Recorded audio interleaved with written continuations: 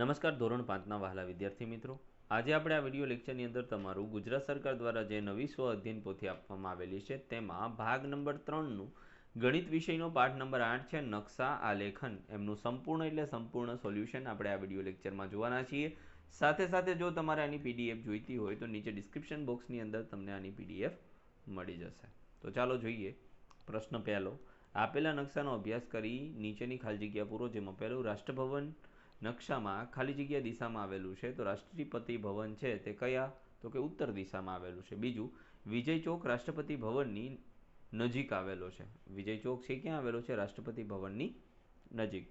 ત્રીજું, નકશામાં ઉત્તર દિશા માટે n દર્શાવેલો છે, ઉત્તર દિશા માટે શું દર્શાવેલો છે, n સંજ્ઞાનો ઉપયોગ કરવામાં આવેલો છે। ચોથું, રાષ્ટ્રપતિ ભવન અને નેશનલ સ્ટેડિયમને જોડતા મુખ્ય પથને શું કહેવામાં આવેલો છે, રાજપથ। શું કીધું, રાજપથ કીધેલો છે। નેશનલ સ્ટેડિયમ અહીંયા છે અને રાષ્ટ્રપતિ ભવન અહીંયા છે, આ એક સીધો રસ્તો ત્યાં જાય છે જેને આપણે શું કીધું, રાજપથ। પાંચમું, આપેલ નકશામાં કસ્તુરબા ગાંધી માર્ગ ખાલી જગ્યા દિશામાં આવેલો છે તો કસ્તુરબા ગાંધી માર્ગ છે તે અહીંયા આવેલો છે, મતલબ કઈ દિશા થઈ, પૂર્વ દિશા।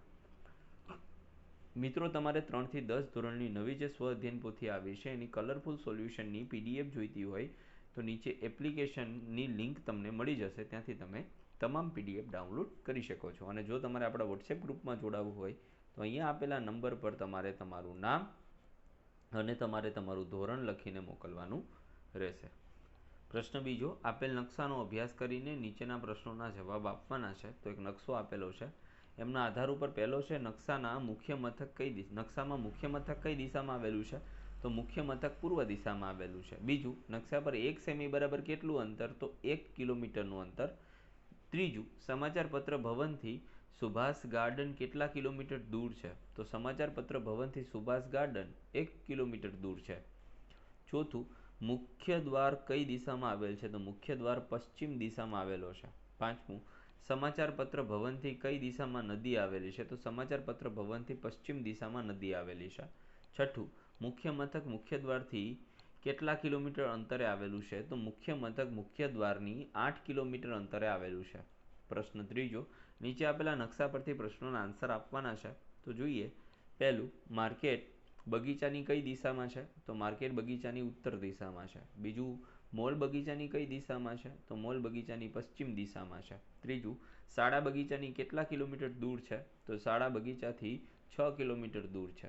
ચોથું, બે વૃક્ષ વચ્ચેનું અંતર કેટલા કિલોમીટર છે, તો બે વૃક્ષો વચ્ચેનું અંતર 32 કિલોમીટર છે। પાંચમું, દરિયા કિનારા અને મોલ વચ્ચે કેટલું અંતર છે, તો દરિયા કિનારા અને મોલ વચ્ચે અંતર 7 કિલોમીટરનું છે।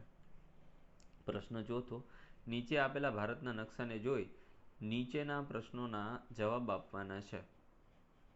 ચાલો, તો પહેલું છે ઉત્તરમાં સ્થિત 4 રાજ્યોના નામ, તો લદ્દાખ, જમ્મુ અને કાશ્મીર, હિમાચલ પ્રદેશ અને ઉત્તરાખંડ। દક્ષિણમાં આવેલા 4, કેરળ, તામિલનાડુ, કર્ણાટક અને આંધ્રપ્રદેશ।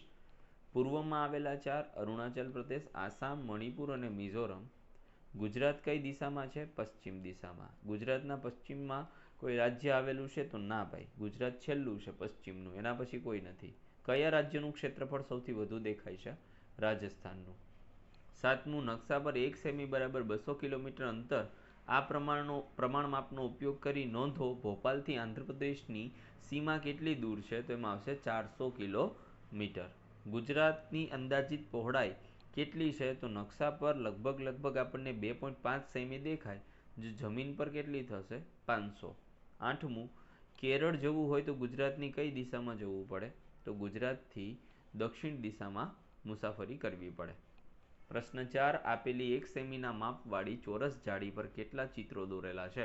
આ જ ચિત્રોને 2 સેમી બરાબર 1/2 તથા સેમીના માપવાળી ચોરસ જાળી પર દોરવાના છે। તો જુઓ, 1 સેમીની જાળી પર આ ચિત્રો દોરેલા હતા, એ જ ચિત્રોને તમારે 1/2 સેમી એટલે કે અડધા સેમી જાળીવાળી જે ગ્રીલ છે એમની અંદર દોરવાના છે। અને બીજું, 2x2 સેમી વાળી જે ગ્રીલ છે એમની અંદર સેમ ચિત્રો દોરવાના છે। તો જો આપણે બધા દોરી દીધા, આવા જ ચિત્રો તમારે અહીંયા દોરવાના છે। પ્રશ્ન 5મો છે, 1 સેમી માપવાળી ગ્રીડ ચોરસ જાળી પર દોરેલા ચિત્રો 1/2 સેમી માપવાળી ગ્રીડ પર દોરો અને બંને ચિત્રોના ક્ષેત્રફળ તમારે લખવાનું છે. તો પહેલાનું ક્ષેત્રફળ છે 12 ચોરસ સેમી અને બીજાનું છે 6 ચોરસ સેમી.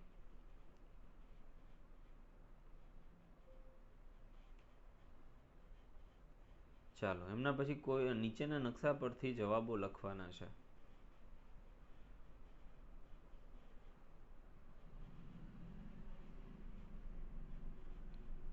તો હવે અહીં તમારે શું કરવાનું છે, જવાબો આપવાના છે.